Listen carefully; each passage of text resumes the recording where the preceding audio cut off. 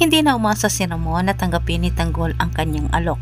Ngunit nang dahil sa payo nila ni Divina, sinunod ni Tanggol ang sinasabi ng kanyang puso at isip. Ikwinento ni Ramon kay Don Julio ang nangyari sa kanila ni Tanggol. Natutuwa ang matanda at umasa din siya ito nang dumating ang kanyang tunay na apo. Habang hinihintay nila Ramon at Don Julio itong si Tanggol ay pinag-usapan din nila ang tungkol kay David. Batid ni Ramon na babawiin ni David ang mga ari-arian ni Facundo na nakapangalan ito sa tunay na pangalan ni Tanggol. Hindi umano makakapayag si Ramon na makuha ito ni David.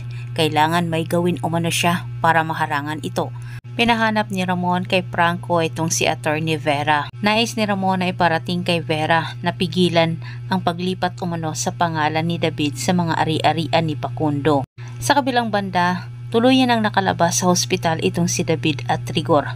Balik na si David sa dati niyang buhay habang si Rigor ay naghihintay ng balita kung siya'y makakabalik pa sa serbisyo. Maraming planong binuo si Ramon at Don Julio para kay Tanggol. Sinabi ni Ramon kay Don Julio na kapag siya'y matanggap na umano ni Tanggol, kailangan na nilang ipakilala umano si Tanggol sa kanilang mga kaibigan. Para sa ganitong paraan, ay paghaharian na umano ni Tanggol ang kahariang matagal na niyang inihanda para sa kanyang anak. Napag-usapan din ng mag-ama ang tungkol kay Rigor at David. Plano ni Ramon na ipitin ang dalawa, lalo na umano itong si David.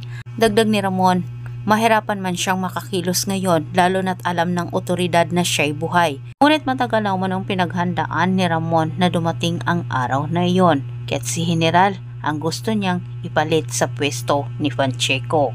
Maya-maya lang hindi inasahan nila Ramon at Don Julio ang pagdating ni Tanggol. Pareho silang natutuwa.